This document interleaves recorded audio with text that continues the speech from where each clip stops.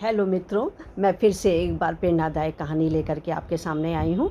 जी हाँ, मैं पिछले कई महीनों से प्रेरणादायक कहानी नामक शीर्षक के अंतर्गत कुछ अच्छी, रोचक, सारगर्भित कहानियाँ आप तक प्रेषित करती हूँ। तो जैसा तो आप जानते ही हैं, सभी लोग जानते हैं, मुझे क्या बताना कि हर कहानी के पीछे कोई ना कोई शिक्षा, सीख मिली रहती है। वो हमको बचपन से जब सुनाई जाती है या बचपन से ही हम सुनते आए हैं, तो वो हमारे मस्तक पटल पे एकदम अंकित हो जाती है और हम उसी के अनुरूप ही क्रिया करते हैं।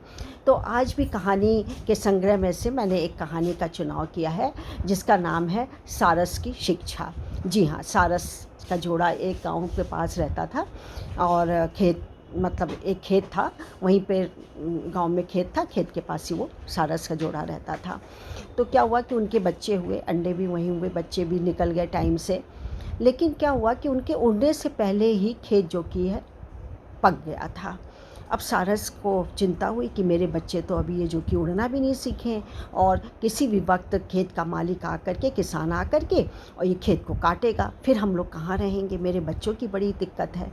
खैर, उसने बड़े धैर्य से काम लिया और ये कहा कि बच्चों, किसान जब भी आए, जब भी हम काम पे उड़ने के लिए, अनाज के लिए जाते हैं, तो तुम लोग बिल्कुल भी कुछ भी मत बोलना, चुपचाप बैठे रहना और ध्यान से सुनना कि किसान क्या बातें कर रहा है। कहा ठीक है। और किसान का जोड़ा अपनी रोजी रोटी के लिए निकल गया। अब जब निकल गया तो पीछे से किसान आए और किसान जो कि थे वो खेत का मुआवजा करा ही रहा था।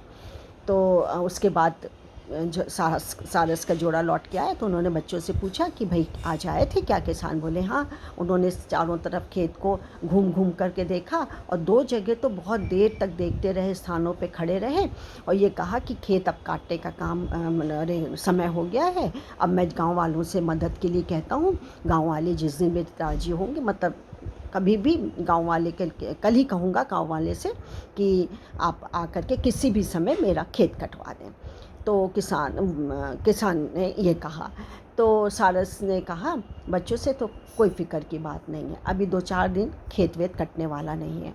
बच्चे समझे नहीं अपना, जैसी उनकी मासूमियत होती है, जानते ही हैं, वैसे ही वो अपने खुद मतलब जहाँ भी स्थान था रहने का, वहाँ पे घुस लिए।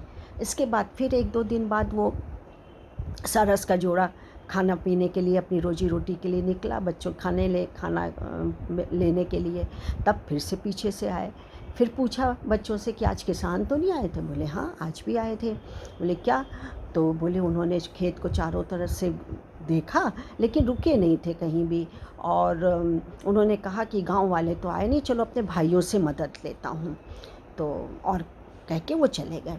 तो बोला अभी परेशान मत हो, 2-4 दिन अभी खेत और नहीं मतलब कटेगा, तुम लोग आराम से, और फिर हो सकता है भगवान की दया से अगले हफ्ते तुम लोग उड़ने ही लगो। बस ठीक हो गया। उसके बाद क्या हुआ, वाकई भी खेत नहीं कटा। बड़ा आश्चर्य हुआ बच्चों को, उसके कि कैसे इसको पता चल जाता है। इसके बाद फिर ऐसे हो गया, ऐसे करके 7-8 एक दिन, मतलब 1 हफ्ते से ज़्यादा समय गुजर गया।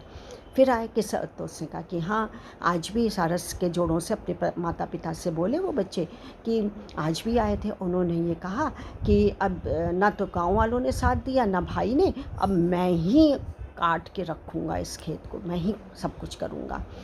तो बोले, सारस बोले जोड़ा अपनी वाइफ से कि अब तुरंत यहाँ से उड़ चलो, अभी अंधेरा भी नहीं हुआ है, दूसरे स्थान चलो, नहीं कहीं फंस गए हम लोग तो बहुत ज़्यादा वो होगा, और देखना सवेरे से ये खेत कटना शुरू हो जाएगा। तो बच्चे बोले कि आपको कैसे पता? तो बोले कि देखो, जो अपने आप से काम करता है, किसी के भरोसे रहता है, तो वो काम नहीं होता, वो टलता रहता है, टलता रहता है, टलता रहता है।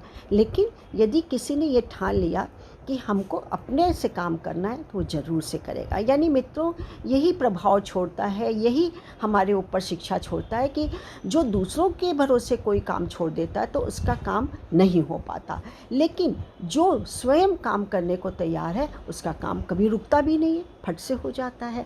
तो सब लोग, उनके जो बच्चे थे सारस के, जो भी 4-5-6 रहे होंगे, वो सब सुरक्षित दूसरे उसमें चले गए, दूसरे गांव के खेतों में अपना बसेरा कर लिया।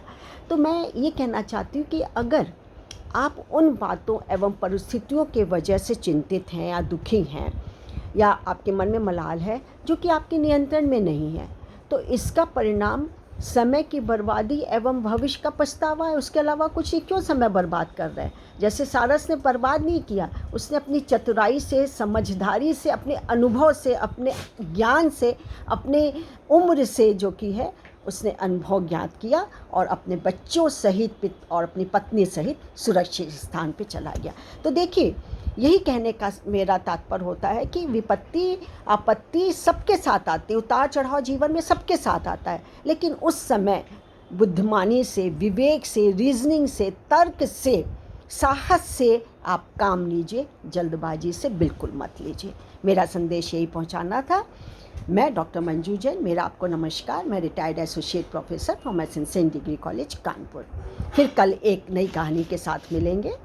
नमस्कार, बाय।